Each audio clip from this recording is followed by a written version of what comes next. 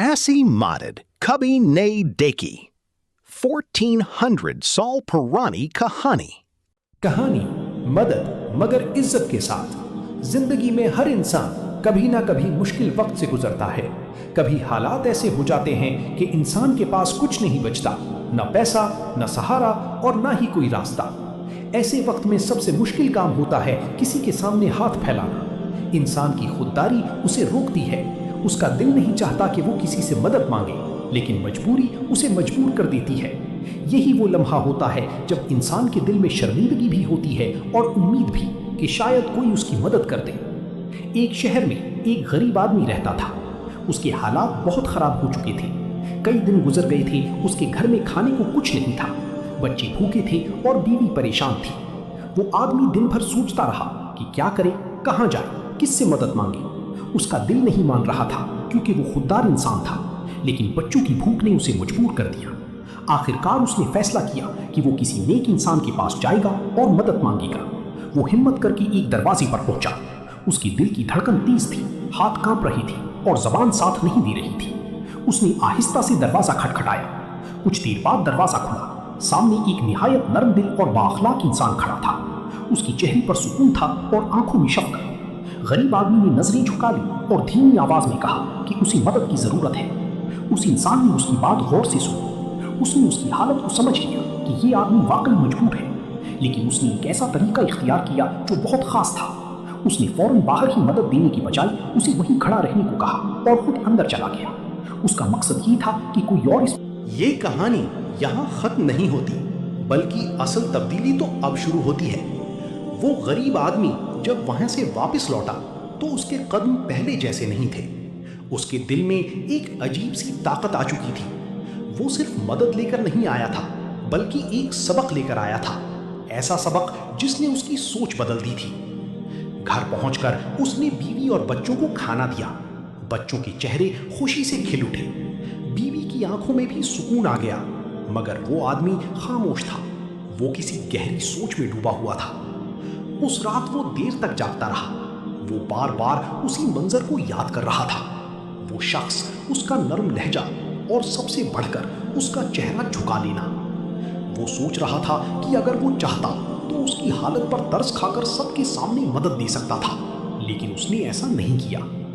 اسی لمحے اس نے دل میں ایک عہد کیا، اگر کبھی اللہ نے مجھے اس قابل بنایا تو میں بھی لوگوں کی مدد ایسے ہی کروں گا، ان کی عزت کے ساتھ۔ دن گزرتے گئے۔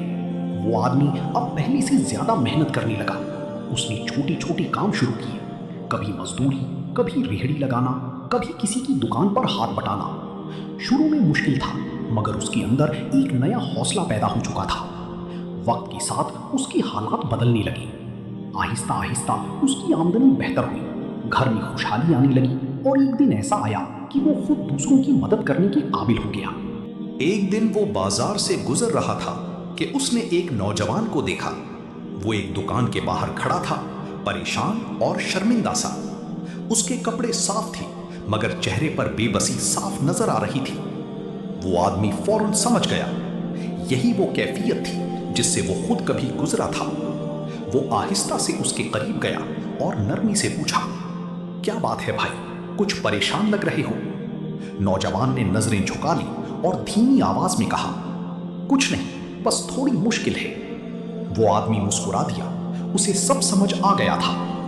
اس نے فوراً اپنی جیب سے کچھ رقم نکالی، لیکن وہیں دینے کے بجائے اس نے کہا، تم ذرا ادھر آؤ، مجھے تم سے ایک بات کرنی ہے۔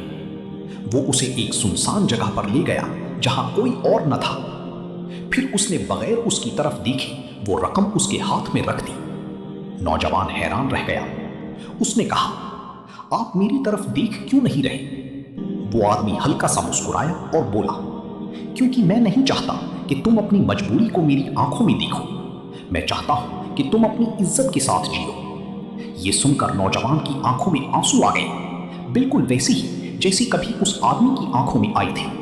اس لمحے ایک خوبصورت سلسلہ شروع ہو چکا تھا، نیکی کا سلسلہ، عزت کے ساتھ مدد کا سلسلہ۔ وہ آدمی اب سمجھ چکا تھا کہ اصل دولت پیسہ نہیں، بلکہ وہ طریقہ ہے جس سے تم کسی کے کام آتے ہو۔ اس نے اپنی زندگی کا اصول بنا لیا تھا، مدد کرو مگر اس طرح کہ کسی کا سر جھکے نہیں، बल्कि उठ जाए।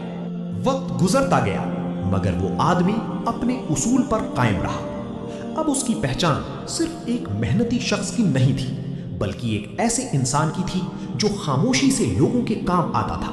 न कोई शोर, न कोई दिखावा, बस खुलूस। उसके दिल में एक ही बात बस चुकी थी, मदद ऐसी हो कि लेने वाला कभी खुद को छोटा महसूस ना करे। एक दिन वो अपनी दुकान पर बैठा था कि एक बूढ़ा शख्स आहिस्ता आहिस्ता चलता हुआ उसके पास आया।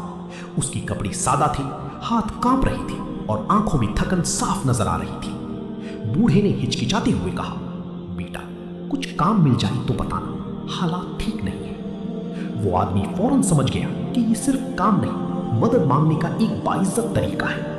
उसने बगैर कुछ पूछे मुस्कुरा कर कहा, जी बाबा क्यों नहीं, आप मेरे साथ काम करें।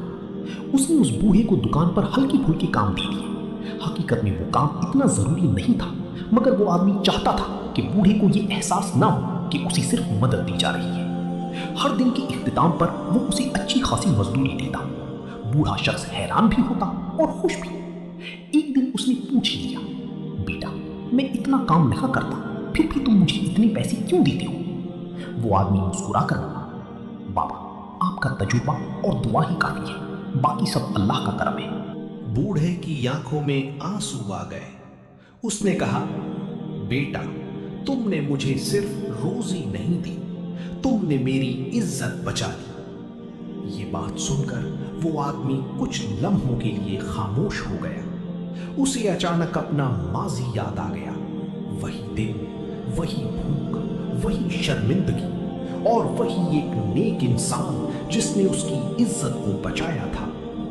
आज वही सबक आगे बढ़ रहा था। कुछ ही अरसे में उसकी दुकान एक छोटी सी जगह से बढ़कर एक बड़ी दुकान बन गई। लोग उसके पास सिर्फ खरीदारी के लिए नहीं आते थे, बल्कि उसके अखलाक की वजह से भी आते थे। वो अब भी वही सादा इंसान था। उसने कभी अपनी नेकियों का जिक्र नहीं किया, न कभी किसी को बताया कि वो कितने लोगों की मदद करता है। एक दिन शहर में एक प्रोग्राम रखा गया जहां लोगों को उनकी खिदमत पर सराहा जा रहा था। उस आदमी का नाम भी लिया गया और उसे स्टेज पर बुलाया गया। लोग तालियां बजा रहे थे, मगर वो स्टेज पर जाकर रुक गया। उसने माइक पकड़ा और आहिस्ता से कहा, अगर आप वाकई मेरी इज्जत करना चाहते हैं तो मेरी नेकियों को जाहिर न करें, क्योंकि असल नेकी वो है जो छुपी रहे। पूरा हॉल खामोश हो गया। फिर अचानक जोरदार तालियां बजने लगी। वो आदमी उस दिन भी खामोशी से वापस आ गया, जैसे कुछ हुआ ही ना हो। मगर उसके अल्फाज लोगों के दिलों में बैठ चुकी थी। सबक हिस्सा सुनो, असल अजमत इसमें नहीं